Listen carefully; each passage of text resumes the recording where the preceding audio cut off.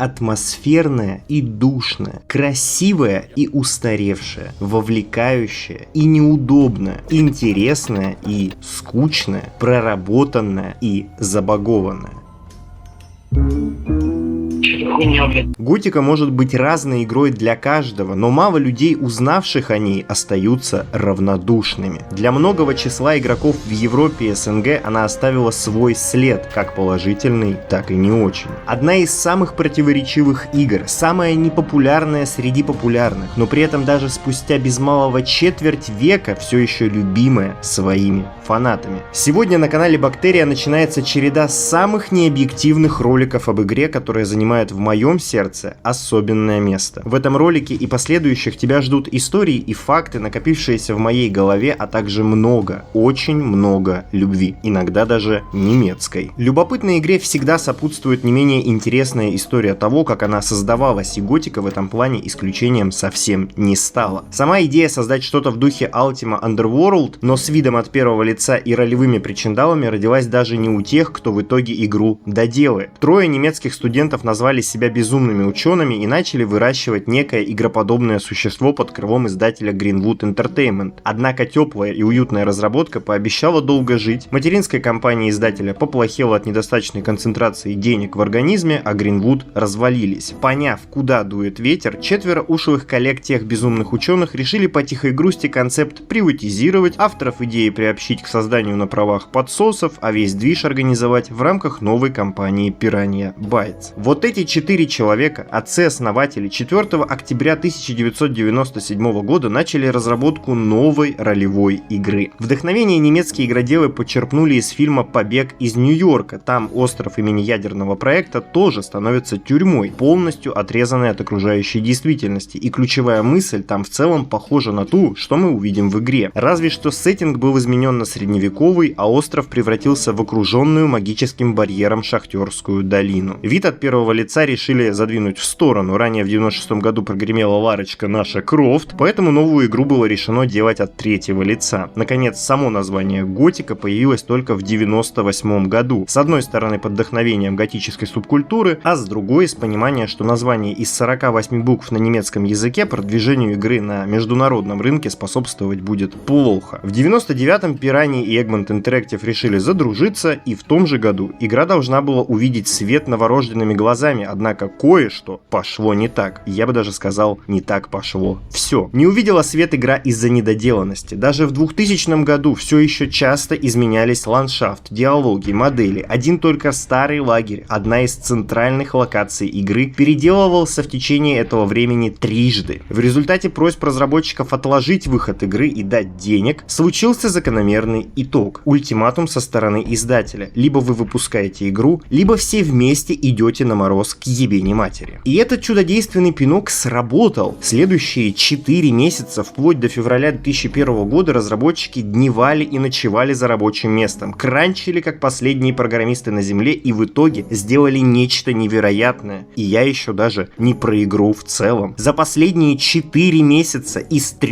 лет разработки было сделано почти все. Нет, ты, наверное, не понял, почти все — это почти вся игра. 80% контента, подавляющая часть противников и их искусственный интеллект, управление, анимации большинства моделей, короче, куча вещей делалась буквально в попыхах перед релизом. До этого момента худо-бедно была сделана только техническая сторона, движок, базовая структура игры и боевая система. Все остальное — результат работы по 80, а то и по 120 часов в неделю. Разумеется, из-за этого под нож пошло огромное количество контента, механик и персонажей. Слишком смелые идеи вырезались подчистую или почти подчистую. Ну а вишенкой на торте было удаление возможности играть в мультиплеер. И вот 15 марта 2001 года Готика вышла, но проблемы ее на этом не закончились. Сразу полезли болячки, возникшие из-за спешки. Управление с клавиатуры и мыши, например, изначально вообще не планировалось. Встречались вылеты, ошибки и сбои, мешающие проходить ряд квестовых заданий. Сейчас графика игры может показаться простой, но на момент выхода это тоже была проблема. 3D игра с достаточной прорисовкой требовала неплохого сетапа, позволить который себе мог далеко не каждый бюргер. В итоге, конечно, либо разработчики, либо фанаты большую часть проблем исправили, но первый взлет оказался с заусенцами. Ну а срач между издателями, кто, где и что издает, продвижению тоже помог не в лучшую пользу. В итоге компания Xycat подхватила вопросики и начала распространять англоязычную версию игры во все поля. При всем этом Готика таки получила свой успех. Нет, материально, конечно, игра прорывом не была, миллионерами своих создателей она не сделала, но в целом принято было тепло как со стороны критиков, так и со стороны игроков. Последним, правда, пришлось преодолеть внутриигровые препятствия, о которых я еще расскажу. В матушку Россию игра добралась спустя год, когда ее локализовала Snowball Interactive и издала 1С, а позднее появилась и вторая локализация от Russabit M. По сей день в среде русскоязычной фанбазы живы споры о каноничной версии перевода, а я со своей стороны был, есть и останусь верен Snowball, какие бы проблемы у нее не были. Для меня Готика это очень личная. Она не была игрой моего раннего детства, как уже разобранной на канале Sirius Sam, однако в 2013 году я познакомился с ней через прохождение на канале МКО Icilium, ныне уже не выпускающим ролики, и которому я крайне за это благодарен. Его незаконченное прохождение сподвигло меня взахлеб проходить игру самостоятельно, а сам автор в том числе поспособствовал тому, чтобы я теперь что-то рассказывал вам уже на своем канале. И если кто-то ночью разбудит меня и спросит, какая моя самая любимая игра из всех, ответ вы уже знаете, это будет Готика. На сегодняшний день играть в нее можно прямо через Steam, благо текущие владельцы бренда Готики THQ Nordic не бросили поддержку пожилой легенды, в результате чего сразу после установки можно приобщиться к классике немецкого темного нефильтрованного фэнтези. Но все же есть небольшие проблемы, о них позже. Поэтому я буду играть с модификацией Union, которая просто подлатает нам техническую часть, при этом не трогая квесты и аутентичность. Можно, конечно, еще использовать Steam Mod Fix, но это очень такое себе. Я вам крайне не рекомендую с ним играть, так как это уже будет не совсем та готика, которую я когда-то полюбил. Лучше посмотрите после этого ролика видео на канале Demo Dev про этот фикс, а там уже сами принимайте решение, нужно оно вам или нет. Ссылочку на него я оставлю в описании.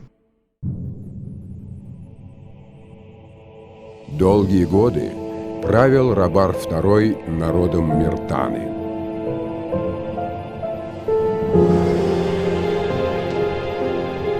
Королевство Миртана под руководством Рабара II уже долгие годы ведет маленькую победоносную войну с орками, причем вполне успешно.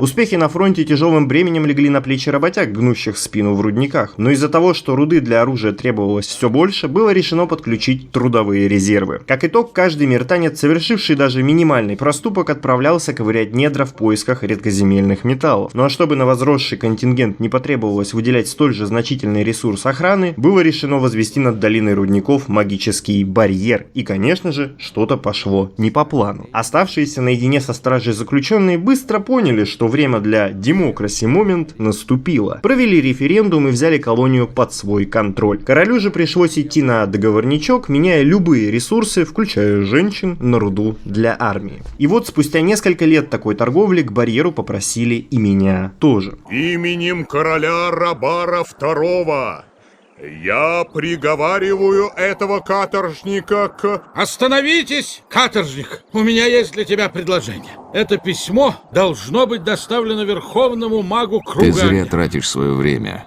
Ты можешь выбрать любую награду. Тебе дадут все, о чем ты попросишь. Что ж, хорошо. Я возьму письмо. Но на одном условии. Избавь меня от его болтовни. Ах ты смеешь! Молчание! Отправляйте его.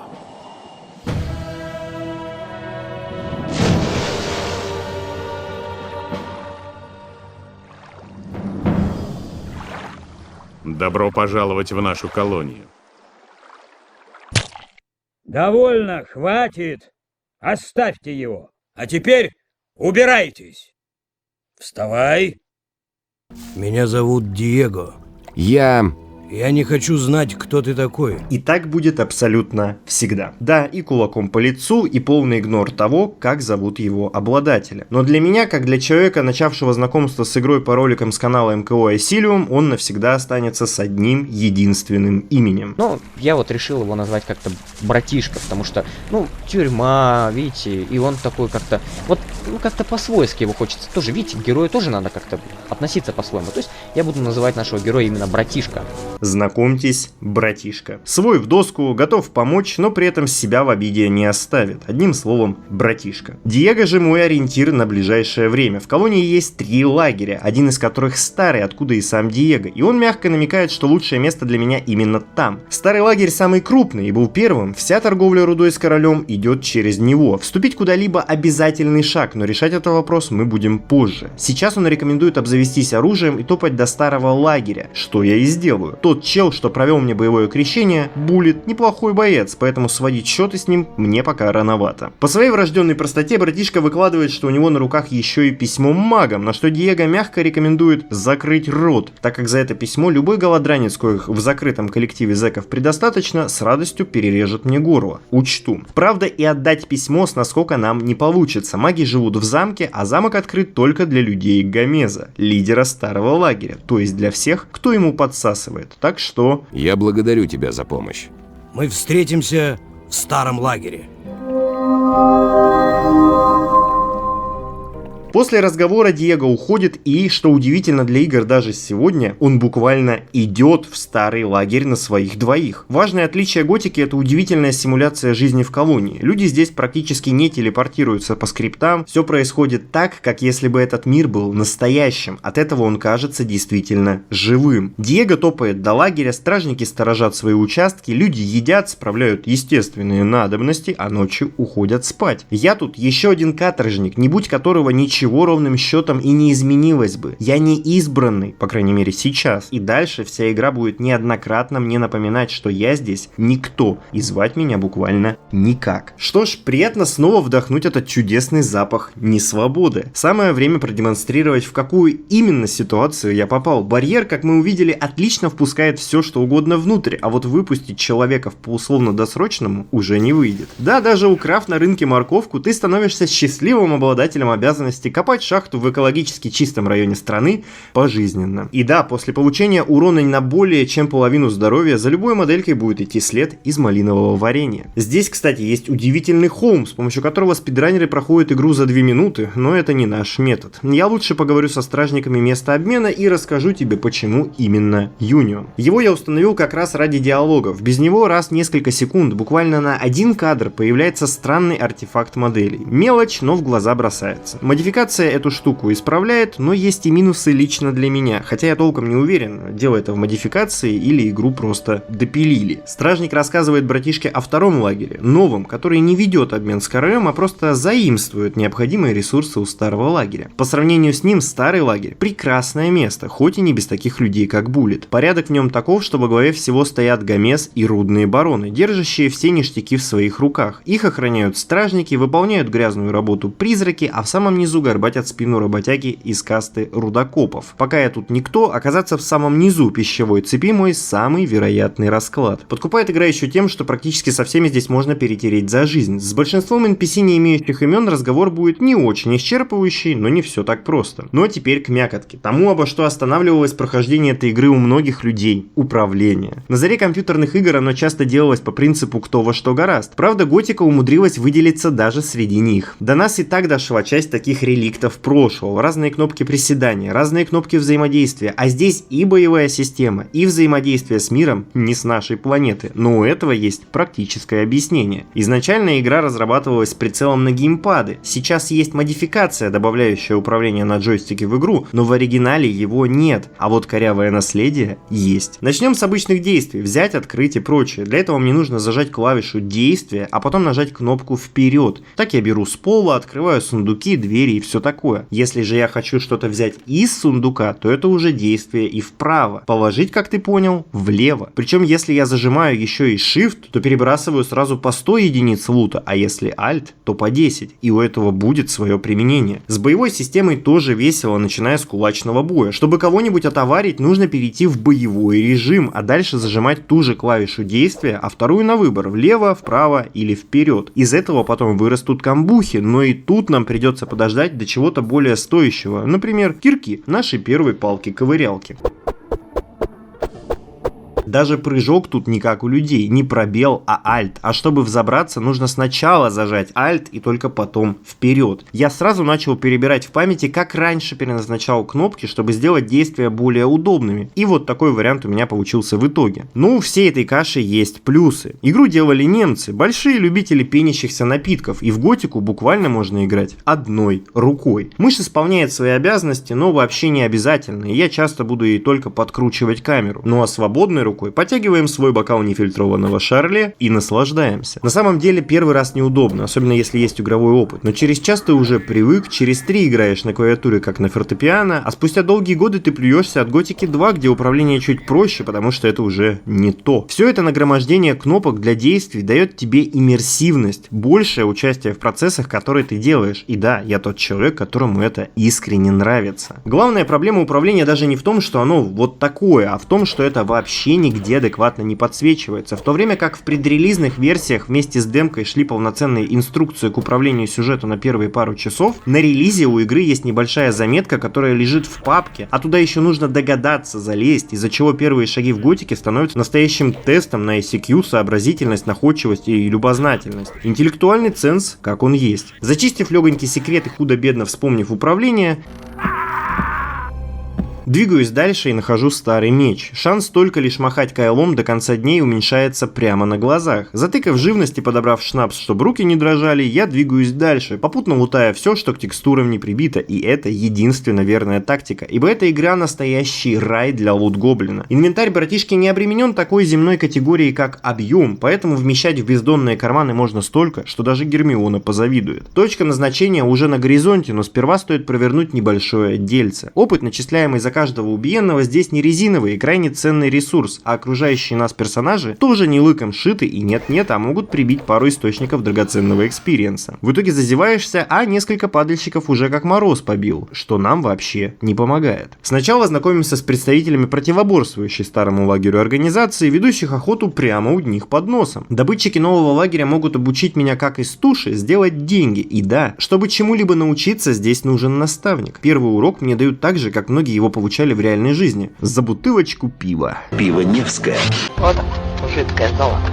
Все обучение дальше происходит уже за очки обучения, а у этого предпринимателя под градусом еще и за руду. Такой принцип будет плюс-минус одинаковый для всех будущих навыков. Теперь самое время закошмарить в округе всю имеющуюся живность, покушение на которую не приведет меня к смерти, порой ворую опыт прямо из-под носа у неигровых персонажей. Правда, сейчас выбор у меня небольшой, так как даже обычная муха-переросток может довести здоровье до отрицательной температуры. У моста происходит тарантиновский диалог. Привет, я здесь недавно. Как это мило. Это старый лагерь на том берегу. Нет, это новый лагерь. Старый находится дальше. Добряки охраняют мост, чтобы никто из животных не перебрался на ту сторону реки, правда, и мост такой себе, и живность на том берегу тоже водится. Удивительно, я добрался к лагерю до заката, хотя обычно приходил сюда уже под вечер. Перебив кротокрысов, вынимаю из них ценное мясо и неподалеку от лагеря встречаю каких-то братьев-бомжей. Тарелочки с рагу я успешно приватизирую, а вот покушение на сундук уже осуществить не получается. Ничего, это дело времени. Речка напротив лагеря хоть и небольшая, но весьма технологичная для своего времени. В то время как в Моровинд вода была стоячей, здесь есть полноценное течение, которое сносит меня дальше по реке, и плыть против него заметно тяжелее. Даже небольшое ответвление здесь ведет себя правильно, там течения нет, а только ты выплываешь в основное русло и вуаля. Из таких мелких на первый взгляд деталей и соткана вся игра. Обмочить штаны я еще успею, и не раз. Пора наведаться в старый лагерь. Куда это ты направляешься?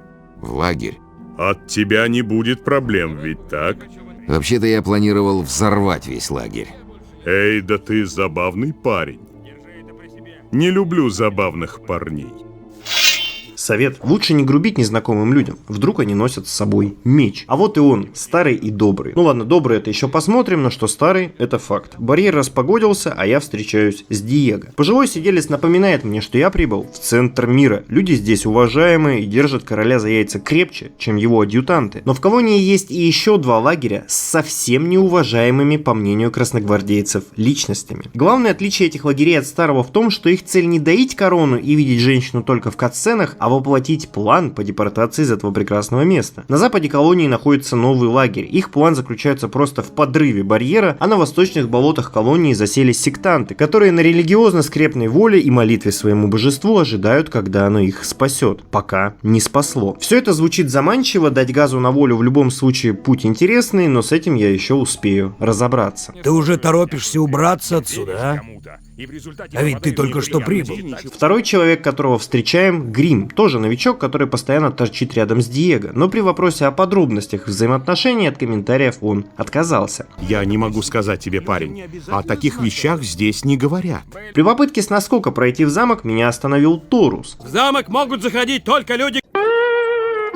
Нет, можно стать более незаметным за символическую плату, правда, цену местные коррупционеры ломят такую, что я сам кого угодно пропущу даже в свои укромные уголки. 1000 кусков должно быть достаточно. Сколько? Просто так зайти и всучить волшебникам письмо у меня не выйдет. Один из путей попасть в замок — стать членом этого комьюнити. Но не все так просто. Для начала мне нужен покровитель, который будет за меня в ответе и который испытает меня как следует. Только после этого я могу получить право войти в замок и встретиться с магами и Гомезом. А как насчет того, чтобы этот смуглый мускулистый мужчина в форме сам испытал мои возможности? Вижу, не терпится стать героем, да? Проверять мои шахтерские навыки сегодня не будут, однако дело действительно имеется. Некий Мордрак из нового лагеря преисполнился в коммерции настолько, что помимо ворованных вещей извне начал проворачивать буквально вечную схему дохода. Он ворует у местных заводчан добро, а потом им же его и продает. Он курьер и находится под защитой магов, поэтому сами стражники не могут провести разъяснительные работы, а такой новичок-дурачок, как я, вполне сгодится на эту работу. Как именно Мордрак перестанет это делать, Торуса не волнует. Чего не сказать обо мне, так как в случае провала проверять мои способности на прочность будут уже не стражники старого лагеря, а сами маги. Ты здесь новенький.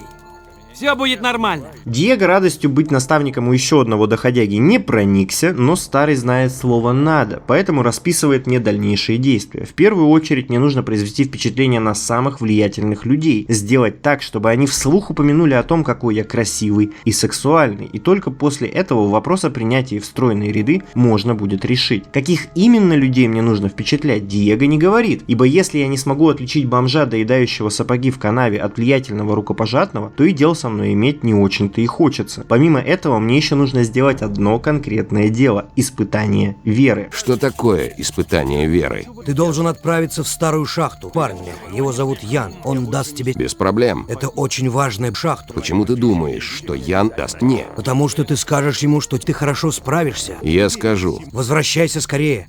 Тебе еще многому предстоит научиться. Обязательно. Правда, сначала нужно сколотить кое-какой стартовый капитал в виде кружки и тарелки, а также совершить традиционное для меня и многих других готоманов приватизирование содержимого сундука Диего, заодно рассказав о том, как тут вообще происходит взлом. Сам он представляет собой чередование нажатий влево и вправо, пока не будет разгадан нужный порядок. Комбинация всегда одинаковая, ее можно заучить или делать, как это обычно делаю я, то есть через сейф-скам. Причем для Готики 1 это не богоюз, а скорее традиционная механика. По воровскому движению есть обучение, но о нем будет немного позже, а пока выносим очень вкусный на старте капитал, который позволит братишке купить хотя бы сменные трусы. Котлеты.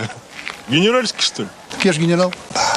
Если умеешь хорошо готовить, у тебя здесь будет много друзей. Прадедушка великого шеф-повара Снаф Баринов поделился житейской мудростью, угостил похлебкой и дал взаимовыгодное задание – собрать мясо жуков и грибы для рагу. Непримечательный на первый взгляд поваренок уже отправлял за ингредиентами стражника Нека, но тот с добычей так и не вернулся. Нек, он как-то не прижился здесь. Я думаю, сейчас он уже в новом лагере. История мутная, я еще в ней разберусь, а пока что двигаю к арене, где иногда народ из разных лагерей бьет друг другу морды за деньги на радость работяг и держателей тотализатора. На трибуне знакомлюсь с парнем по имени Парень. Хорошее имя, а главное редкое. Он показывает мне на дом, который недавно опустел и в котором я могу приземлить свое тело. И да, он прямо показывает мне рукой, куда идти. Явление, которое я не видел в играх ни до, ни после Готики. Флетчер, сторож на этом участке, крайне недоволен тем, что уже упомянутый ранее Нек пропал. Это был его район, и теперь, пока его нет, Флетчер должен коротать ночи среди шатающихся по ночам насильников, убийц и рудокопов, вместо того, чтобы балдеть в лакшери замке за кружкой пива. Воистину, невиданная несправедливость, когда стражника заставляют работать. Безобразие. Тот факт, что на дворе ночь, а я не в кровати, его тоже не очень радует. Мне не нужны неприятности. Но новички вроде тебя всегда становятся их причиной. Особенно, когда шляются без дела по ночам. Отправляйся спать. Отправляйся спать. Отправляйся спать. Понял, сейчас пойду. Но только Флетчер чуть теряет меня из виду, я решаю посетить домик, какой я точно помнил посещать нельзя. Судя по всему, это был баг, который в итоге поправили, ведь я смог подняться на стул, с которого обычно смотрит бои сам Гомес. Дайте мне немного времени, и братишка будет сам сидеть здесь днем и смотреть, как на арене бьют толпой уже самого зажравшегося рудного барона. Но это все мечты. В полученной от муниципалитета квартире лежит пособие в виде окорочка, пустой сундук, еще бы в нем что-то было, стол и кровать. Спать в колонии пожизненного заключения можно по-разному, но перед этим братишка прокручивает события прошедшего дня и всю ситуацию в голове. 3 лагеря, Диего, Торус, Гомес — это все хорошо, но уже завтра нужно начинать карабкаться по социальной лестнице наверх, ибо навечно оставаться голодранцем в обшарпанной конуре не самая завидная перспектива.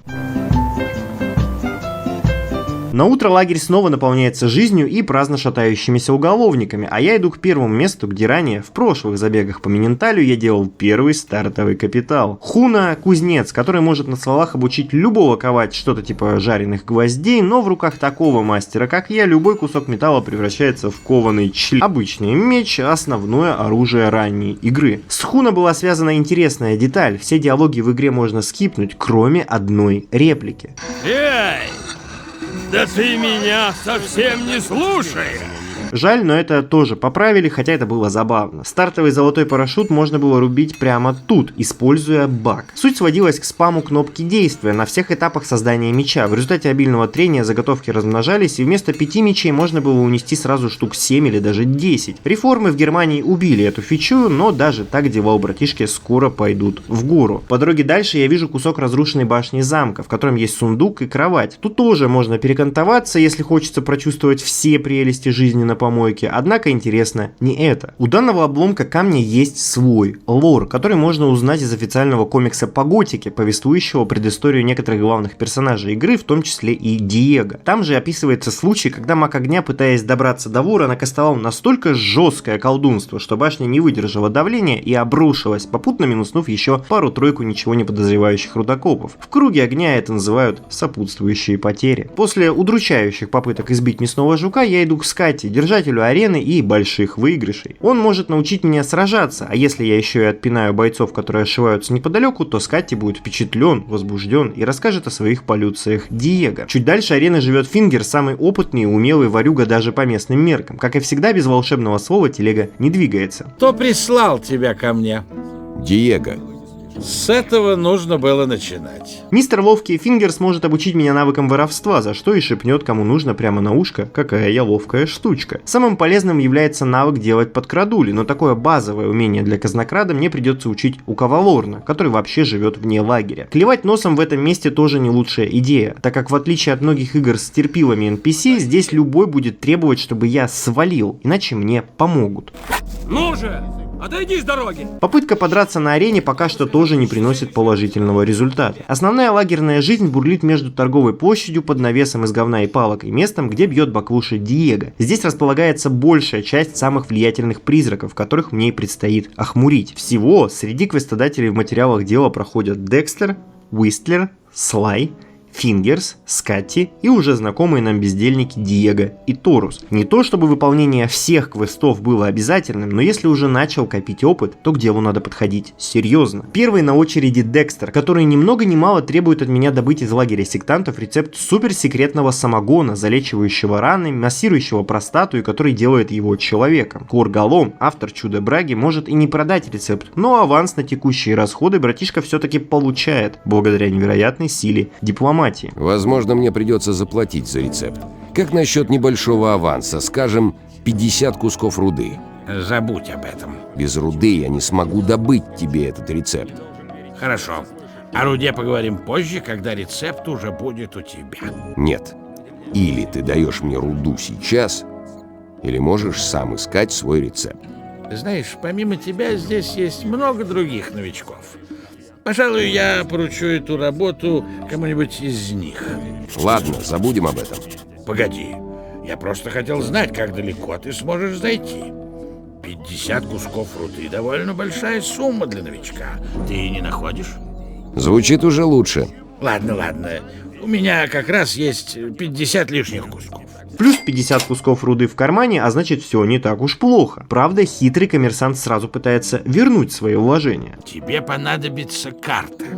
У меня как раз есть одна за 50 кусков. Здесь же я могу познакомить тебя, мой любитель шелеста шекелей, с местной торговлей. Продажа всех товаров обесценивает их ровно наполовину, а сам процесс олицетворяет весы. Я кладу свои товары или деньги, а потом кладу товары или деньги продавца, пока не достигается идеальный баланс. Торговать себе в убыток никто не станет, а у меня и так в кармане ветер щекочет левое яичко, так что 1 к 1 это мой железный принцип. Закладываем все ненужное, забираем деньги у капиталистов, и ровно так я буду набивать свои карманы всю игру. При этом расставаться с деньгами я буду редко, только бартер и коммерческая хитрость, только хардкор. Неподалеку покуривает траву один из вербовщиков болотного лагеря сектантов, идол Парвес. Зазывает, скажу я вам, как надо, и про магию, и про возможности, и про карьерный рост, и про освобождение тела от оков барьера тоже не забывает упомянуть. Что-что, а с СММ проблем у ребят точно нет. Уже 5 лет они под предводительством Юбериона молятся своему богу, спящему, держа в зубах косячок и, по словам миссионера, чувствуют себя очень даже неплохо. Он открыл нам волшебную силу болотника. Мы продаем его другим лагерям и в обмен получаем все, что нам нужно.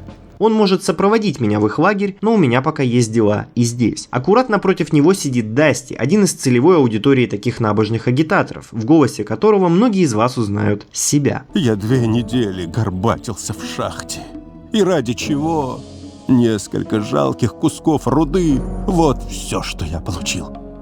Большую часть мне придется потратить на еду. Но как и любой терпила такого калибра, он просто ждет инвайт от друга, который уже ушел в лагерь травокуров, и пока он не убедится, что там лучше, чем здесь, он не сдвинется с этой лавки ни на шаг. Страдалец за шкафом, одно лицо. Я всегда говорил, что я никогда жить нахрен не хотел. Стражник Шакал, следуя логике своего имени, знакомит нас с устройством судов при анархокапитализме. За защиту стражников рудокоп должен платить. Если он не платит, то защищать его никто не будет, но если куски руды нашли своего получателя, то стража выйдет на забив в нужный момент. Разумеется, может случиться и ситуация, когда заплатили за крышу оба, и тогда стража будет смотреть, пока не выживет кто-то один. Победителя тоже добьют, деньги-то уплочены. Боюсь представить, какие еще и насколько выгодные схемы мутят эти господа, притворяя в жизнь самые свободолюбивые идеи. После раскулачивания еще одного сундучка я встречаю, видимо, его хозяина Быдлоту, который сразу пытается произвести на меня впечатление. Знаешь, почему я здесь? Людей ничего. За одну ночь я убил 12 человек. Вот так. Удивительно, но парень не был агрессивен, хотя мне казалось, что раньше он всегда лез со мной в драку. А может быть, я просто сам первый давал ему по голове? Кто уж тут вспомнит? Сколько раз я говорил вам, ублюдкам, не проходить через мой дом. Этот несчастный столкнулся с социальным приколом, когда в его самострое на краю дороги прорубили вторую дверь и начали ходить напрямки сквозь его жилище. Сон от этого крепче не стал, а в характеристику добавилась отметка «ворчащий дед в полуразрушенной халупе». Следующий на очереди Уистлер обладает невероятным голосом, провоцирующим местных уголовников отречься от гетеросексуальности. Если ты хочешь, чтобы я замолвил за тебя словечко перед Диего, тебе придется немного помочь мне. Он, как и полагается, хотел бы себе меч, но не простой, а чтобы все из ихних были в перманентном удивлении от понтовитости призрака. На инкрустированный палаш выделяется 100 руды. Покупку нужно совершить у Фиска, но есть нюанс. Только не говори Фиску про меня. Разумеется, как и в известной армейской шутке, денег на сигареты не хватает. Мне сказали 100 кусков руды. А он требует с меня 110 кусков руды. Какой стати? Вы меня извините. Я скандал такой учиню! И если мусорнуться, то квест уже не выполнить, а сам Уистлер навсегда заклеймит меня не геем, а совершенно точно пидор. 500? Слишком мало? Предпочитаешь 1000? Ты идиот. Поэтому клянчу у любителя шахтерских дел еще 10, после чего меч оказывается у получателя. Еще один влиятельный призрак — это Слай, который заинтересован в находке пропавшего Нека не меньше остальных. За информацию он тоже готов вписаться за братишку красным словцом. Мы были избраны нести людям слово его. Мы же станем свидетелями его пробуждения.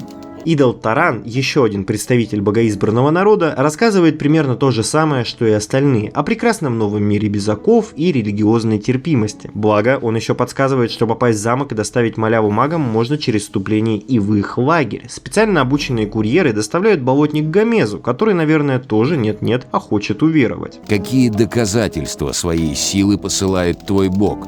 Он говорит с нами в видениях. Ясно.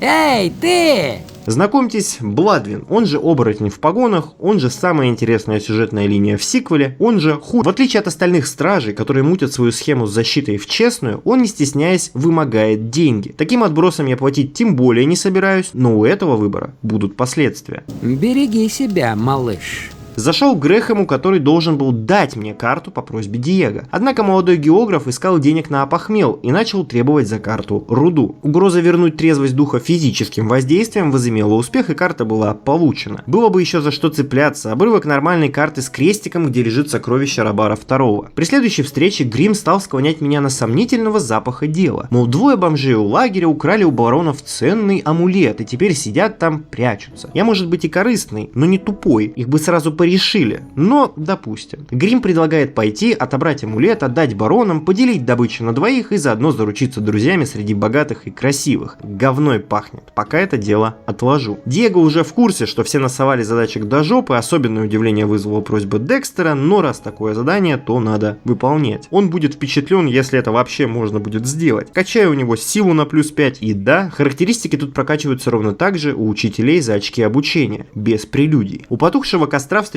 еще одного свадебного генерала этой колонии, Грава, который за символическую плату себе и нужным людям готов уладить любой мой конфликт с сильными мира сего, даже с Гомезом. Без обид, друг, но если бы ты был решалой такого класса, то у тебя хотя бы был кожак. А так ты больше похож на еще одного сотрудника банка, которых тут и так хватает. Несмотря на богатство продаваемых и получаемых в ходе игры эликсиров, лечиться я буду в основном едой, как минимум в начале. Мясо добывается почти со всего, что бегает по земле, так что дефицита оного у братишки не будет примерно никогда, и к концу игры измеряться количество тонн белка в карманах будет трехзначными числами. И да, отсутствие женщин в колонии здесь ни при чем. С процессом жарки связана моя вторая боль, так как здесь с кнопкой действия тоже был баг, позволяющий дуплицировать живительную пищу, но как и в случае с мечами, его починка нисколько не влияет на геймплей, ни одним жареным мясом измеряется успех. На худой конец, если что-то требуется, я буду изымать это у населения в качестве принудительных донатов, но только нужно быть аккуратнее, а то можно и по голове получить от того, что зашел не в тот дверной проем. И вот этот нюанс, что люди реагируют на твои действия, очень крутая штука. Зашел не туда, тебя выгнали или побили. Решил докопаться до такого же безымянного? Беседа может быть и не самая увлекательная, но уникальная для класса NPC. Если ты ищешь для себя лагерь, поговори с Гомезом. Мы берем к себе кого попало.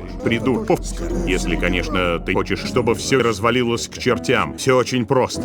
Ладно, я понял. Не все сидеть в лагере, пора и совершить вылазку по округе, чтобы заняться собирательством грибов и ягод и поубивать живность в радиусе поражения. В целом, на каждой главе для наиболее эффективной и комфортной игры необходимо сводить количество фауны к минимуму. Опыт сам себя не наберет, а живность со старта следующей главы появится новая. Так что за появление красной книги в мире готики переживать точно не стоит. На текущий момент братишка хоть и может уже бить многих божьих тварей, но даже простейший волк все еще устроит локальный кусь за анус. Неподалеку от лагеря балдеет Пача, который по-отечески советует не лезть сильно вглубь гор или темных лесов. Война с орками была и здесь, так что нарваться на зеленого воина будет несложно, чего не сказать о том, чтобы после встречи уйти живым. Так что хожу по округе, но не забываю, что любой поворот может оказаться последним. Так и в нашей истории Нек свернул не туда. В одной из пещер с кротокрысами я нахожу его бренное тело. Вообще, кротокрысы не могут убить стражника, да и сама мысль, что Снав послал его за грибами, идиотская, из-за чего на фоне убийства Нека выросли целые теории. Мне больше всего нравится та, где главным злодеем оказывается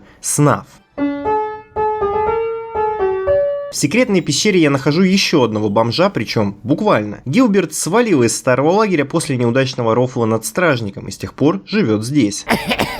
Старый долго в таком духе не протянет, тем более, что я ему помог. Дальше в секретке есть небольшой лагерь со вкусными припасами и еще одним котлом в окружении орков и их собачек. При попытке свалить от них я чуть было не заруинил весь ролик, сохранившись на самый старт. Было близко, лучше не торопиться.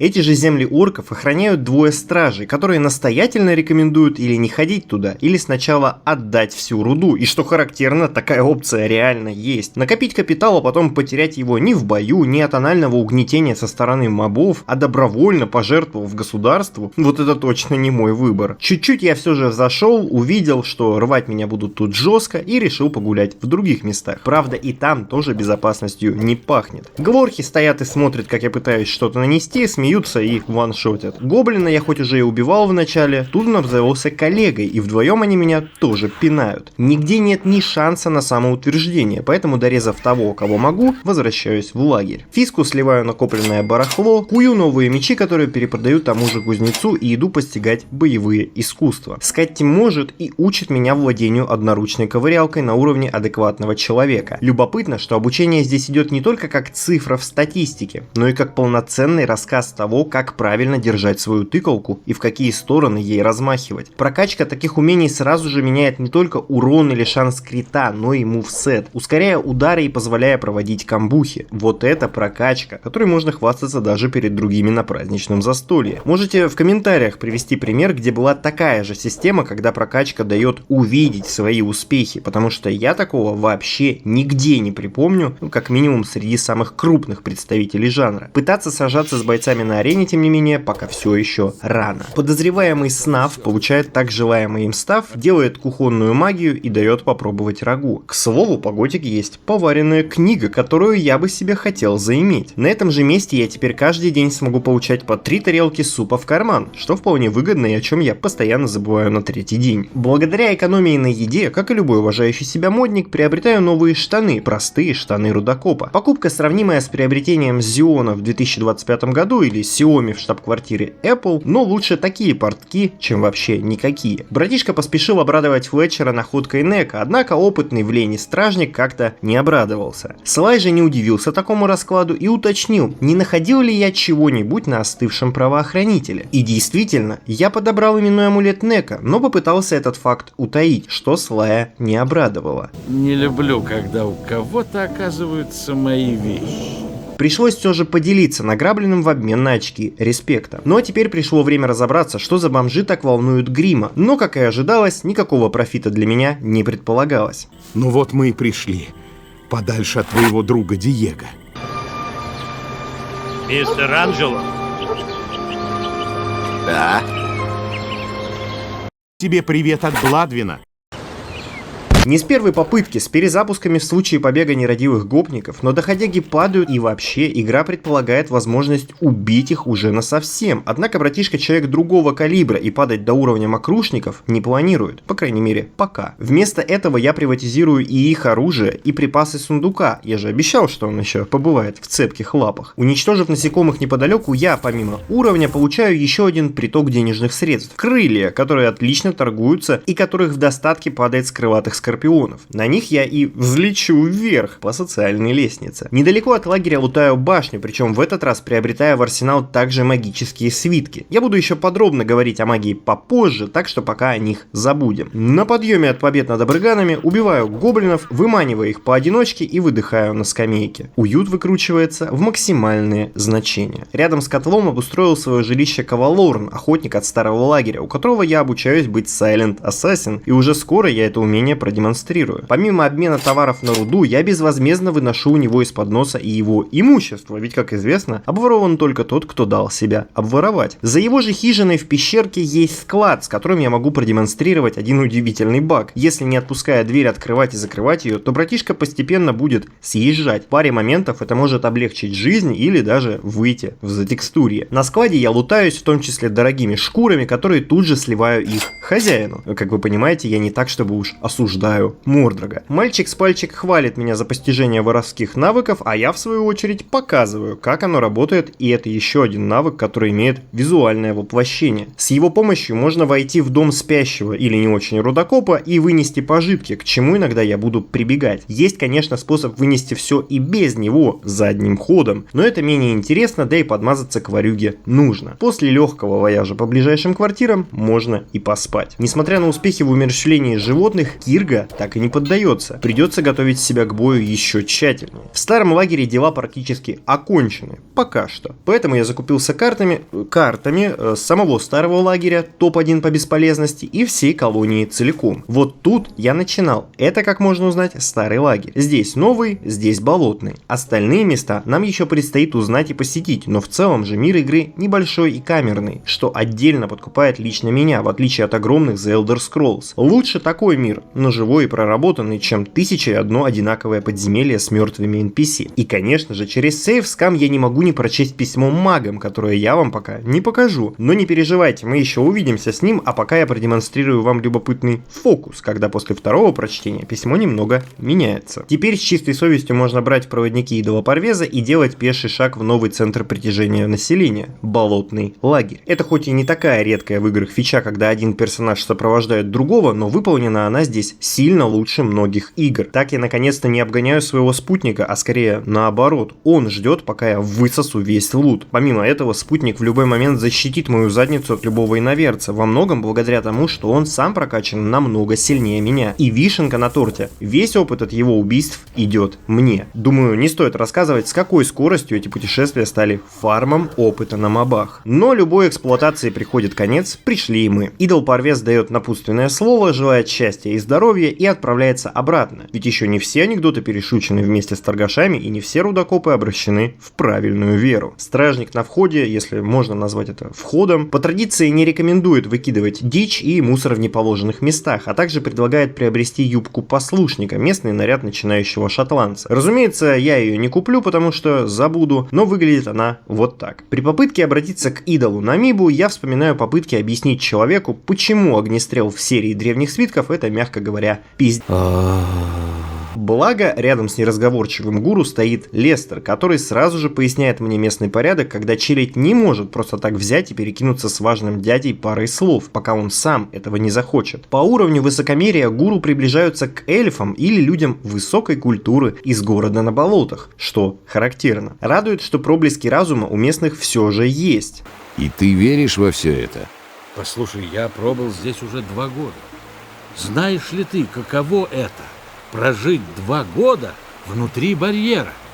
Ты просто не представляешь, во что я готов поверить ради того, чтобы убраться отсюда. Болотный лагерь, он же секта болотных придурков, похож по своему управлению на лагерь старый, разве что у них совсем нет ни шахт, ни тех, кто их раскапывает. Вместо этого царит тотальное теократическое травничество с последующим его выкуриванием. Во главе секты наркоманов стоит уже упомянутый Юберион, который в один прекрасный день осознал всю мощь нового божества, услышал его голос, нашел последователей и основал здесь поселок. Из самых крутых миссионеров получились гуру, которые просадили рассудок до возможности использовать использовать магию, а те, что были сильны физически, перешли в касту стражей нового свободного общества. Что характерно, они тоже владеют колдунствами, но при этом обладают силой, сравнимой с применением первитина, от чего воюют исключительно двуручным оружием. Среди всех гуру особняком стоит Кор-Галом, самый ровный среди равных. Разумеется, в наших целях заручиться поддержкой всех влиятельных людей и здесь, чтобы собрать сливки и быть на хорошем счету и у ваших, и у наших. Я уже упоминал, что ряд NPC могут показать направление, другие могут проводить, а для Лестера, которого я попросил отвезти меня в кузницу, это еще имеет и ключевое сюжетное значение. Так, отойдя от своего господина в килте, Лестер подтверждает опасения, что человек он нормальный, и объясняет, что его гуру заговорит со мной, если узнает, что я отказался от традиционных для этой местности верований. И, что еще лучше, скажу, что сам спящий сказал мне идти на болото, а я и пошел. Вся суть религиозной догматичности в миниатюре. Заметано, а я все-таки займусь раскулачиванием местной мануфактуры. Дарион держит локальную обитель стали и молотков, но так как приток новых кадров опережает все мыслимые пределы, местные работяги трудятся день и ночь, без возможности продать хоть сколько-либо значимую зубочистку в руки неверного. Однако торговать все же можно, что я с успехом и делаю, в том числе и мечами собственного приготовления. А вот и кореш нашего знакомого страдальца, Мелвин, и судя по его расслабленному виду и красным глазам, работу в горных породах он сменил на неустанное чтение священных текстов, чему неописуемо рад и крайне рекомендует передать Дасти, что путь открыт. Запомню. Его и несколько других молодых участников свального курения смесей наставляет некий Йору, который готов за пару косячков рассказать спидранерский путь вступления в лагерь без регистрации и СМС. Сам же Йору, по его словам, без 5 минут гуру и только для души испытывает новую продукцию от Кор-Галома, пока тот наблюдает и передает образцы в продакшн, если Йору и его коллеги не загнулись.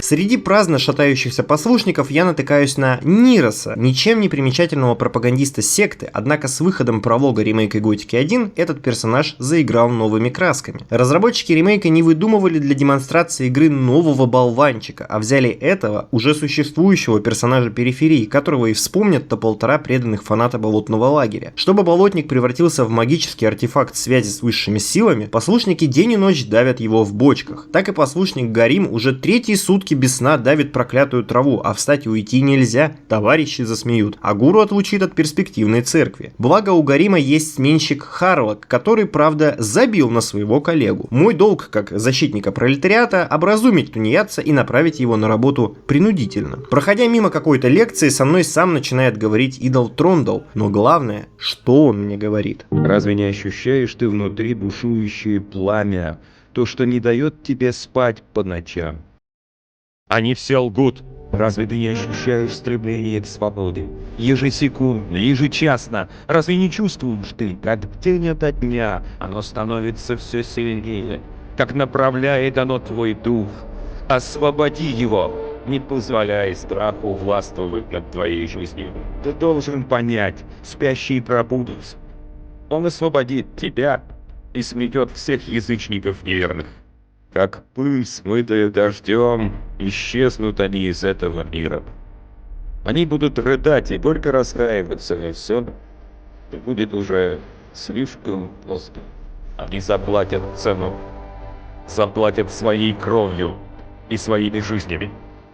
Единственный разговорчивый идол требует от меня всего ничего – привести последователя. И знаете, у меня уже есть отличный кандидат на роль нового культиста. Рядом с одной из лачуг я нахожу того самого Харлока, который выбрал быть счастливым. К сожалению, мир устроен так, что счастливым можешь ты не быть, а вот работать ты обязан. Так что путем нехитрых объяснений Харлок обращается в новую религию – трудового равенства. Устроился он хорошо. Рядом стоит Фортуна, выдающая на ежедневной основе 3 антенны, чтобы словиться с волной спящего. Любопытно, что у них даже есть разные сорта или марки этого добра, видимо по крепости или четкости сигнала. А вот и сам Кор-Галом. Если говорить мягко, то главному среди гуру абсолютно нейтрально, кто я такой. Как гуру скажут, так карта и ляжет. Рецепт от эликсира он, разумеется, не продает, еще бы, такое снадобье и самому в хозяйстве пригодится, так что придется искать другой путь. Решив еще прогуляться, я наткнулся на храм, в который меня не пускают. Прям совсем без вариантов. Я хочу, чтобы вы вы запомнили этот момент, потому что дальше я к нему вернусь. Вооружившись косяками, я направился за информацией к Йору. Тот, как и обещал, сдал за дозу всех своих наставников с потрохами. Ну, как всех. Он посоветовал скастовать магию на ученике идола Кадара и упомянул, что о фантазиях идола Намиба будет знать Лестер. А по остальным просто будь полезен. Исчерпывающе. В процессе изучения лагеря я встречаю местного властелина боевых искусств, Кора Ангара, который мог бы меня учить, но не будет, пока я не стану стражем. В целом, логичная для этих мест ситуация, но больше интересен искренний отвал челюсти у его коллеги. С ним он не разговаривал уже 2 месяца. Проходя мимо толкущих болотник, я был остановлен идолом Ороном, оказавшимся в полном восторге от восстановления прав трудящихся. Начинающий теократ-коммунист выдает мне следующую важную задачу – собрать у болотных колхозников урожай чудо-растений. Но уже вечереет, пойду поутру, а сейчас я поймал Каина, помощника Корголома, который без малейшего колебания рассказал, где хранится рецепт. Оно и видно, он целый день проводит в непроветриваемом помещении психоалхимика, а если и выходит, то чтобы перекурить. Кровь не видела кислород уже 3 долгих года. Недостаток О2 оказал влияние и на внимательность. Вскрытие сундука происходит и при Голоме, и при его ученике, и оба заняты настолько, что даже не заметили угон рецепта. Само чтиво, конечно, таким неграмотным, как я, не дается. Надеюсь, что тут не зашифровано что-то в духе «Декстер сосал». А вообще мне этот лагерь нравится. Здесь очень красиво вечером и в целом атмосфера тотального спокойствия. Как говорится, я в храмы хожу не чтобы молиться, только архитектуру посмотреть. Молились другие, а я рядом стоял.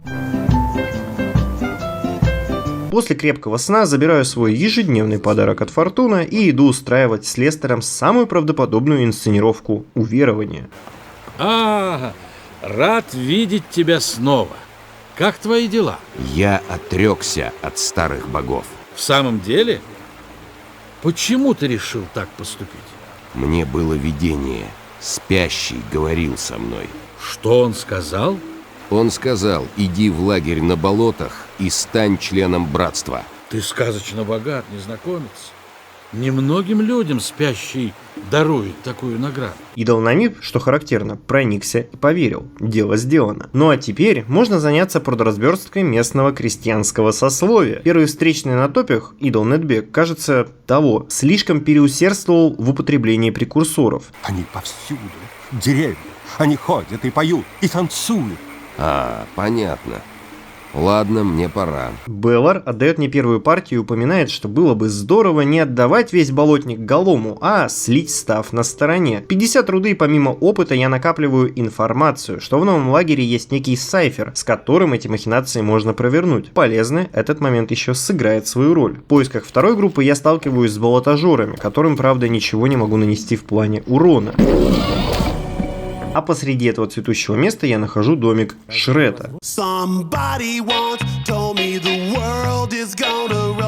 Его достали все эти росказни от гуру, и он решил поселиться здесь, как отшельник. Правда, если я возьму его с собой, то он с радостью завершит затворничество. Но при виде первого болотожора леший делает ноги и теряется из виду. Надеюсь, все будет в порядке. Шальная попытка покинуть барьер в еще одном месте снова проваливается, хотя за ним есть кустик, и справедливости ради здесь можно выйти, но как-нибудь в другой раз. Вторая группа работников теплицы мне не доверяет и просто так ценный груз отдавать не хочет. Чтобы доказать преданность общему делу, мне нужно убить всех шершней в округе, а я и рад. От местного воздуха у меня в глазах уже начинает пропадать вода. Чертовы болота. В процессе зачистки я вновь встречаю Шрета, но в этот раз уже последний. Прощай, недолгий друг, твои вещи послужат мне хорошую службу. Дело шло как по маслу, пока одна из мух не решила поиграть в птицу, свив гнездо на вершине дерева. Достать рукой не выходит, лук не нацеливается, квест находился под угрозой, но спустя несколько перезаходов шершень вспомнил, что он летает ниже и успешно умер. Сборщики в безопасности, а болотник находит прибежище в самых надежных руках колонии. Идол Лорен от моих протекционных мероприятий снова поймал всплеск респекта, теперь уже точно укрепившись в мнении, что такой человек лагерю необходим. После сладких слов о коммерческом успехе рука дрогнула, и братишка решил разделить запас болотника на тот, что он попытается отдать Голому, и тот, что пойдет на свободную торговлю. Гуру это не обрадовало, и он потребовал все кусты. И это все? Пришлось собрать пучок обратно, но через сундук сундук подозрительно выглядывает болотник, которого там уже нет, но и забрать его дважды не получается. Инвестиция, которую помогут мне обналичить комментаторы. Уже сейчас я могу отдать все запасы Голому, но делать этого я пока что не собираюсь. Жадность в моменте все-таки взяла вверх. Дела на прокуренном болоте временно окончены, а значит, братишке снова предстоит дорога в лагерь победившей эксплуатации. В старом лагере первым делом радую Декстера письмом счастья и сливаю накопленные ресурсы. В такие моменты, возвращаясь в лагерь и стоя у костра, я понимаю, почему мне и многим другим людям так нравится эта игра. Помимо сеттинга, интересного геймплея, здесь настолько живая и жирная атмосфера, что даже стоять с пацанами у костра и молча смотреть на огонь уже приносит невероятное удовольствие. На следующий день я первым делом прокачиваю навык владения мечом, теперь уже на уровне мастера, но даже умея крутить пируэты как заправский фехтовальщик, я ломаю лицо о попытку победить Кирго. Не только мастерство определяет твои успехи. На вырученную руду приобретаю новый шмот, еще одни штаны. Безопасность тыла ценится среди работяг превыше всего. Пришло время окончательно решить вопрос с Мордрагом. Благо мы, как разумные люди, вместо тупого мордобоя принимаем решение просто свалить вместе в новый лагерь. На пути встречаю еще одного охотника, Эйдена, который может обучить меня разделывать любое прыгающее, бегающее или летающее существо. Но уже сейчас на крыльях я раздеваю торговцев под ноль, и новых притоков капитала не планируется. Традиционное увлечение геноцидом дичи может привести к тому, что Мордраг поймет, что связался с психопатом и просто уйдет один. У ворот ушлый торгаш отдает именное кольцо, чтобы меня не убил первый встречный поперечный, и решает остаться в лагере. Я же пока осмотрюсь в округе. На другом берегу озера живет Шнык, которого я безуспешно пытался затыкать, и у меня почти получилось, но разум одержал победу над усердием.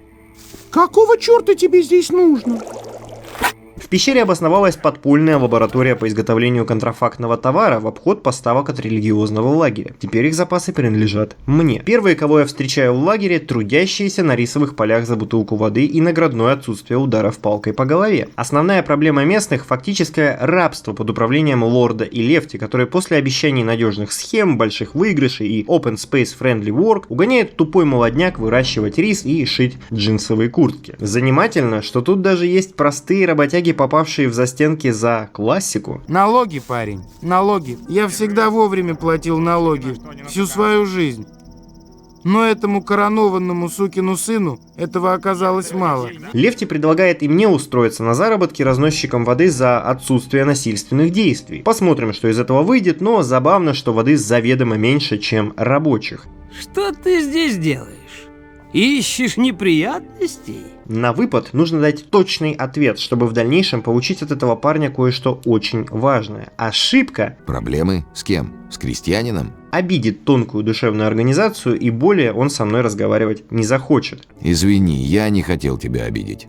Раньше нужно было думать, парень. Но почему этот нахал, месящий рис по колено в воде, так важен? На самом деле он простодушный кузнец, угодивший за барьер из-за случайного убийства. Не рассчитал силу, дал кому-то в бубен, после чего на нем больше играть было нельзя. Здесь у него появилась философия и принципы. Он силен и может научить быть сильным меня, но для этого я должен дать ему весомый аргумент, не противоречащий его убеждениям. Такого аргумента у меня пока нет. После раздачи воды страждущим Лефти хлопает по плечу и поздравляет меня с окончанием испытательного срока. Теперь оффер на разносчика воды с графиком 7.0 у меня в кармане. Кайф. От такого обескураживающего предложения руки сами вскрывают сундуки этих достойных руководителей. Посмотрим, как после такого прикола они будут жировать. На следующих воротах меня встречает Ярвис и в двух словах описывает, что жизнь в этом лагере сильно отличается от старого или травокурной секты. Здесь вам не Самара и даже не Урюпинск. Сахарный петушок рискует попасть скорее не в рот, а в задний проход.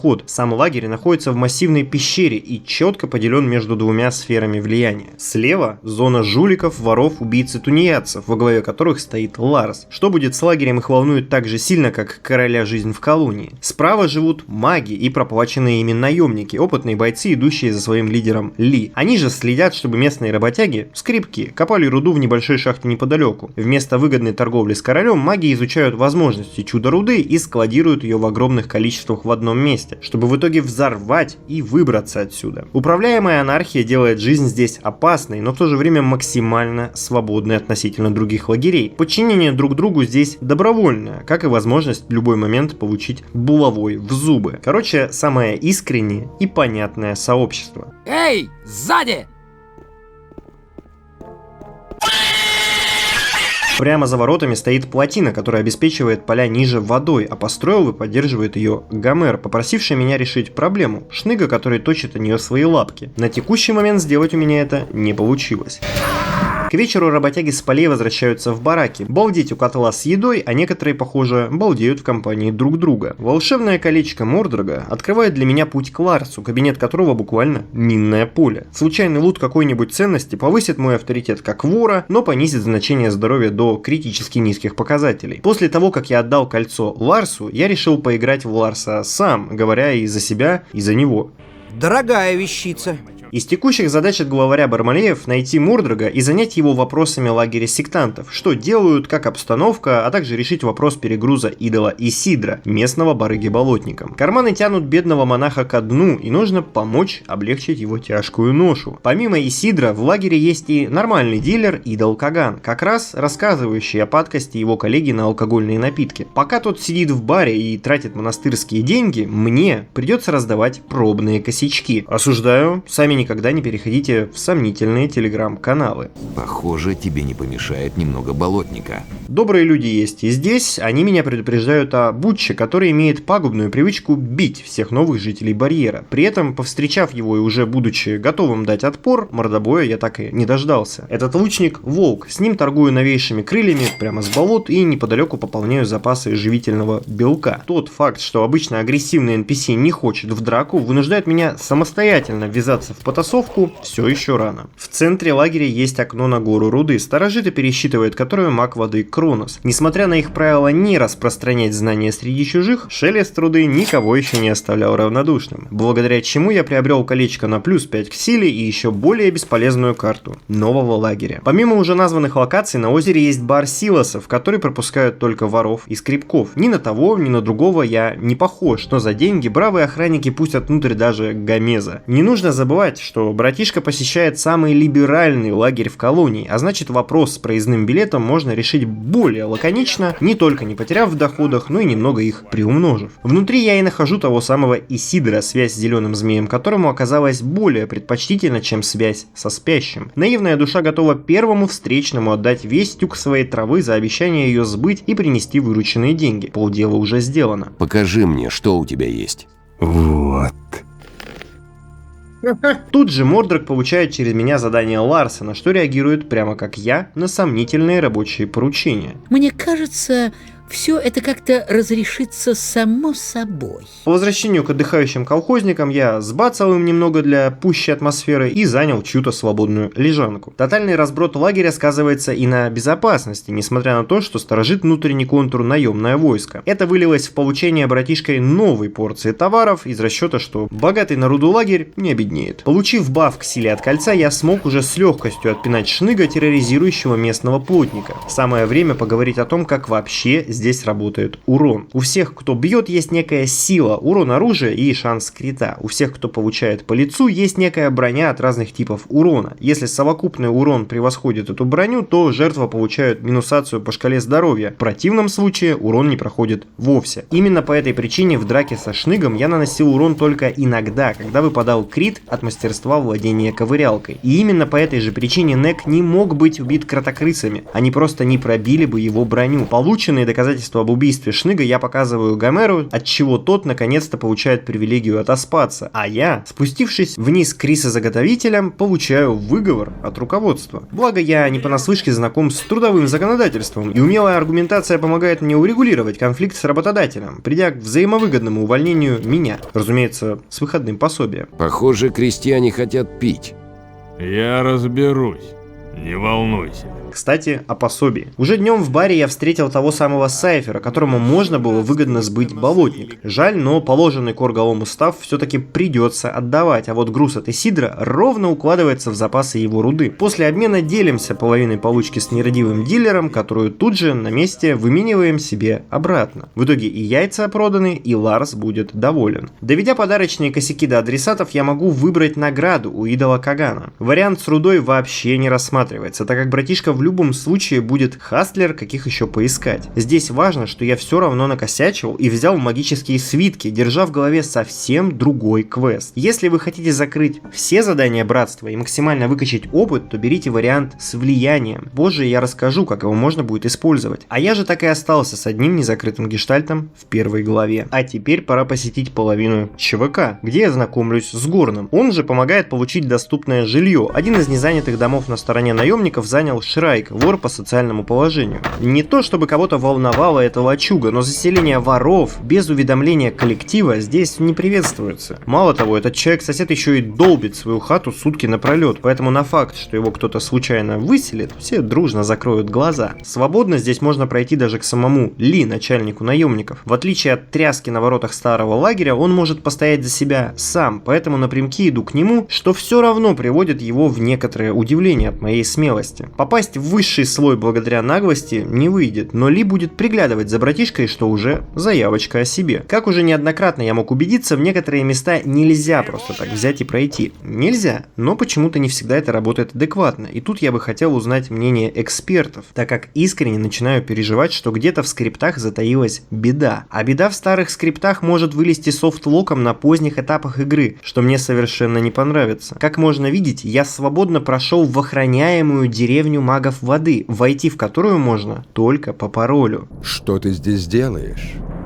Тебе здесь нечего делать. Убирайся. Я все же сделал вид, что ничего не было, но напряжение ниже спины уже начало нарастать. Расслабиться помогло решение вопроса с захватом жилья нежелательными элементами. Теперь этот шикарный дом будет гостевой резиденцией братишки, что крайне понравилось Горну. Правда, теперь какое-то время я буду знать, где находится Шрайк. Один из воров, Бастер, обратил внимание, что прыгаю я как рыба, решившая эволюционировать на суше, и обучил меня последнему из ключевых навыков для комфортной игры и доступному уже в первой главе – акробатике. Теперь мои прыжки действительно ускоряют перемещение и снижают урон от падения. Из минусов только поведение, похожее на квадробинг. Наконец, я таки нанес превентивный удар по агрессии Бутча и получил одно из самых мощных оружий на данный момент – стальную булаву. С этой штукой я буду ходить почти до конца главы. Помогло мне в этом воспоминание о действительно правильных ударах, спам влево-вправо, который может остановить даже самых прытких воинов. Последнее место, которое я еще не посетил здесь, свободная шахта. Путь в нее лежит через тренировочную площадку наемников, наверху этой пещеры. На одной из платформ карьера я знакомлюсь с Баллара, который за скромный заказ готов подарить мне самую крутую палку-ковырялку в округе. Все очень просто. Принеси мне 5 яблок, 2 бутылки рисового шнапса, 5 бутылок пива, 3 буханки хлеба, 2 куска сыра и 2 грозди винограда. Вот и все, о чем я прошу. Отказ выполнить заказ этого паровоза лишает возможности заполучить всю мощь в одни руки, поэтому я в деле. Ничего же не предвещает беды, ведь так? Здесь же у одного из лучших ковырял земли в колонии можно научиться долбить породу и стать обладателем единственной бесплатной брони в игре – одеяние рудокопа, по которой, кстати, можно было пройти в бар. Чтобы оттянуться по полной. Главный в шахте Акил, но все правила пребывания на объекте повышенной опасности сводятся к «ничего не трогай», «никуда не ходи» и «не мешай долбить руду подневольным рабочим». Попытки эти правила нарушить безуспешны, а обучение махать кайлом ничего не меняет. Возможность превращать камень в доходы просто не успели добавить в игру. Пока что я возвращаюсь в лагерь, чтобы прикупить книги по магии у Кроноса, они мне пригодятся позже, а также передать Ларсу обещанную выручку с продажи болотника и сидра. Можно выдвигаться в сторону старой шахты. Что характерно, дорога рядом с ней уходит буквально в стену. Познакомьтесь, здесь когда-то был изначальный старт игры, который все еще можно увидеть в первой катсцене. Саму же шахту, несмотря на ее важность, никто не охраняет. Приходи да закрывай, что более чем странно. На выходе меня встречает Дрейк, который за бутылочку пенного поясняет мне, как все устроено и как вообще идут дела. Здесь существует большая сеть платформ и пещер, где идет промышленная добыча руды, что лишний раз подтверждает незыблемые преимущества рынка и рабского труда. Единственная опасность здесь – ползуны, которые стаями в темноте ждут мягкие филешки рудокопов. Местный торговец Сантино знакомится с моими навыками коммерсанта и беднеет помимо руды еще и на эликсиры. Редкий момент, когда я решил купить их сам. В одной из пещер я нахожу Алифа, хитрого и ленивого рудокопа, который в любой удобной ситуации чилит в укромном уголке, не попадающем в обзор стражи, пока его коллеги гнут спину. Этот жук может за донат рассказать много интересного. Игра позволяет мусорнуться на этого умельца говорится, но это не дает нам ничего, кроме порицания, даже со стороны стражи. Обилие платформ и переходов в главной шахте обязывает быть аккуратным, иначе можно банально свалиться вниз.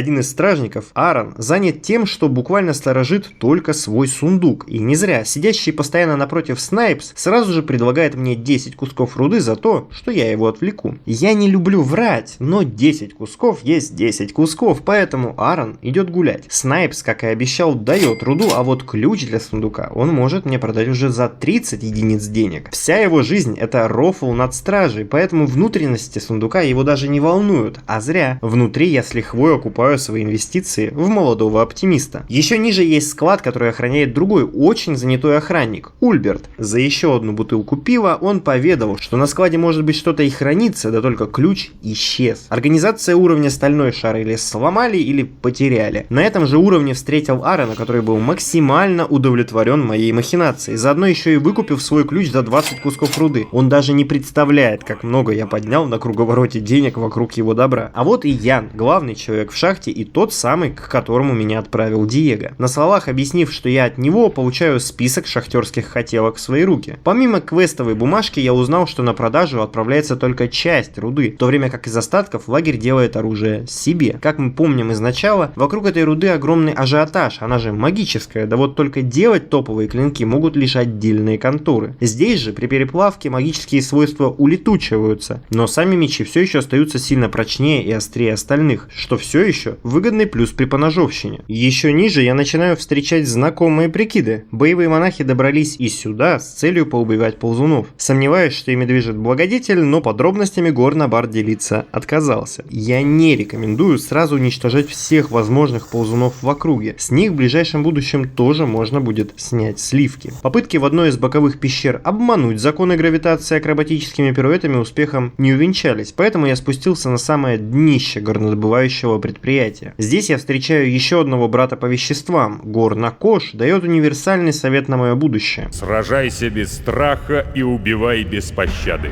Плавильщик Вайпер первый, кто имеет дело с рудой после ее добычи, и ожидаемо он обладает самым большим запасом минералов в округе. И как же жаль, что у меня по дороге к нему закончилось все, что я мог бы ему продать. Запомню этого парня, сгонять сюда для торговли будет святое дело. Но меня беспокоит больше то, что в трудовой повинности тут находится, мать его, орк. Он уже пытался сбежать, но аргументация в виде обильных побоев переубедила его в данной затее, и это важный нюанс. Орки понимают как минимум язык боли. Как минимум, это важно. Другой орк вообще балдеет, пока сломался его рабочий инструмент, и окружающим не очень-то это нравится. Еще бы, самый сильный в регионе сотрудник прожигает трудочасы на возню в носу. Наконец, я упираюсь в искусственные границы шахты. Этот молодой человек сторожит лебедку от решетки, за которой буквально мрак и ползуны, бездна и Арториас. Осмотрев окружающую среду на предмет еще какой-то активности, я вернулся за новой информацией к Алифу, который за еще один донат поделился ключом от склада. Дальше ноги сами несли меня к цели. Отправив Ульберта посмотреть, как товарищи кушают шашлык, я оформил приватизацию общественного имущества и даже немного порофлил над дурачком.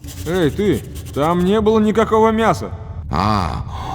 Кажется, я ошибся. Хорошего дня. Теперь с полными карманами и чувством выполненного долга я могу возвращаться на поверхность, где встречаю Горна Драка, который как раз и учит меня специфическим навыкам охоты. Дело в том, что болотные стражи добывают для Корголома слюну ползунов, и для этого они просто вырывают челюсть у бедных насекомых. Слюни мне не нужны, а вот торговать ими будет вполне выгодно. Итак, на моих руках есть нужный Диего список, однако вместо прямого пути к нему я иду в самое подходящее место – к Ларсу, уже на подходе к которому люди в отвале челюги от совершенной многоходовки. Причем, судя по всему, ненависть бандитов не распространяется на Диего. Диего делает то, что приказывает ему Торус.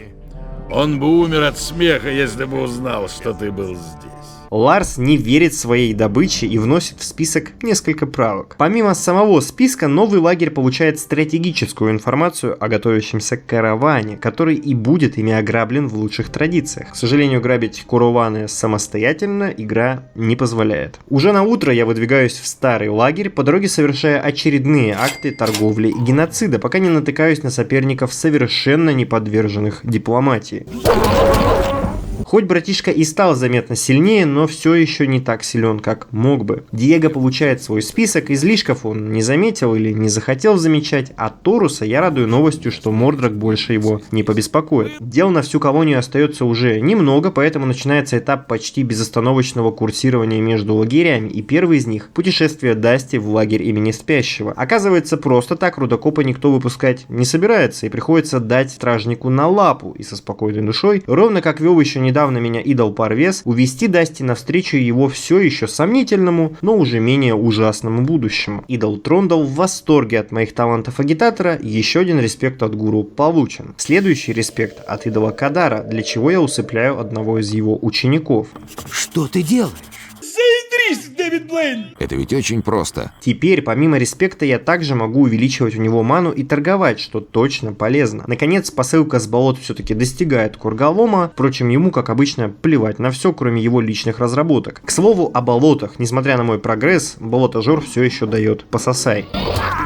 Ну и последний гуру, которого я мог бы убедить в своей восхитительности, идол Тион. Если бы в нужный момент я выбрал респект, а не свитки, то Каган дал бы мне уникальный в своем роде радиоприемник Спящего. Особенно крепкий. Под впечатлением от такой щедрости я бы получил еще немного опыта и еще один уважительный кивок, но не судьба. Теперь мой путь лежит опять в новый лагерь. По дороге у Кавалорна я обучаюсь стрельбе из лука. В целом стрелять я мог и до этого, но выглядело это примерно как драка до обучения владения мечом. Я собрал все, что нужно Баллара, в том числе виноград, который пришлось покупать отдельно. Однако хитрая тварь просто кинула меня. Нет, так с братишкой не прокатит. Неопытный мошенник мало того, что поплатился за свое поведение, так еще и подарил в мои руки действительно ценную вещь. Булаву, которую я очень люблю и которая будет служить мне серьезным аргументом достаточно долгое время. Правда, я выполнил квест не совсем верно, немного поторопился с возмездием, из-за чего при уходе из новой шахты меня хотел застрелить их предводитель. Надеюсь, это не будет иметь для меня далеко идущих последствий. Далее бар. Оказывается, здесь за барную стойку вполне себе можно зайти, а в подсобке стоит и гонит самогон, еле поспевая за спросом и Еремия. Он-то и рассказывает мне о тонкой организации Горацио и почему такой сильный человек еще не отмудохал лорда с его товарищами по кооперации. Это против его убеждений. Правда, вместо благодарности я выставил еще и бар, да куча. Выспавшись, я все-таки даю на вопрос Горацио правильный ответ, после чего получаю халявные плюс 5 к силе. За просто так. За такое дело я даже еще разок отмудохал лорда, чтобы жизнь не казалась липовым медом. Вернувшись в старый лагерь, я встречаю Мада. А знаете, нет, этот важный персонаж слишком объемен, чтобы рассказывать о нем сейчас. Оставим его на следующую часть наших путешествий. Пока что я наконец-то могу нормально сражаться с бойцами на арене. Драки на арене не нравятся Кирго, его больше интересует, как дела во внешнем мире и бахнуть пивка в хорошей компании. От этого даже жаль, что братишка не может ему что-то рассказать, так как последние 2 месяца сидел в яме и кушал проросшую картошку. Кирго согласен биться именно чтобы помочь, отчего он становится одним из самых нормальных людей в колонии. Теперь же бой с ним проходит успешно, отчего Скатти уже пребывает в приподнятом настроении, но Кирго и так нечастый победитель. Другое дело – Харим, драка с которым уже испытание посерьезнее. Зная себе цену, он не хочет размениваться на бомжей, поэтому нужно задеть его эго, чтобы он все-таки схватился за свой меч. Тут же есть любопытный прикол, утраченный при переводе на русский язык. Как насчет этого?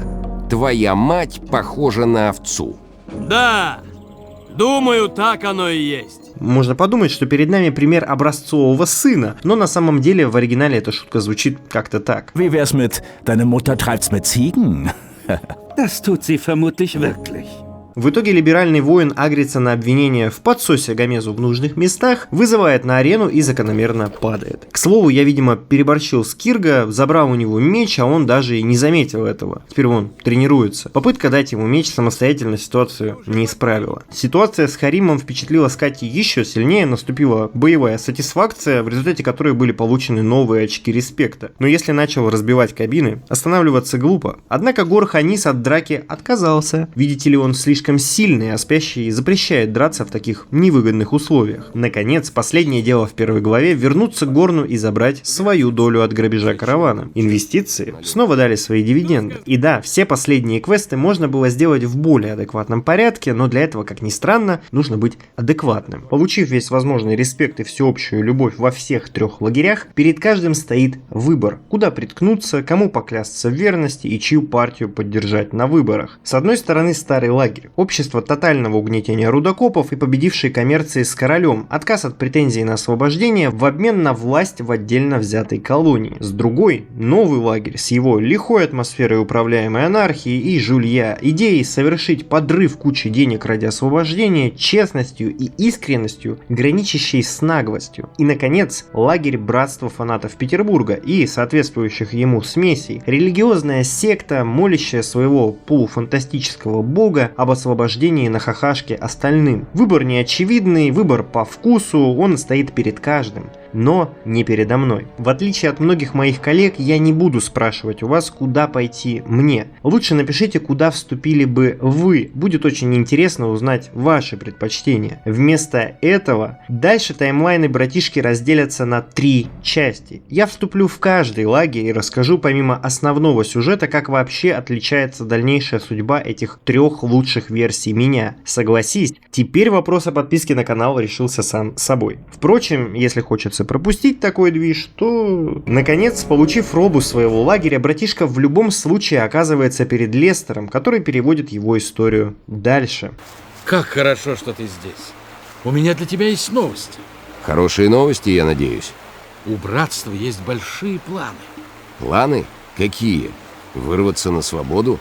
Гуру пытаются призвать спящего, но необходимо нечто, что объединит их усилия. Да, и... Им нужен магический артефакт, называемый Юнитор. Но какое отношение это имеет ко мне? Поговори с Юберионом. Он самый могущественный человек в братстве. Используй эту возможность, чтобы завоевать его расположение. Где мне его искать? Отправляйся в храм. Он редко покидает его.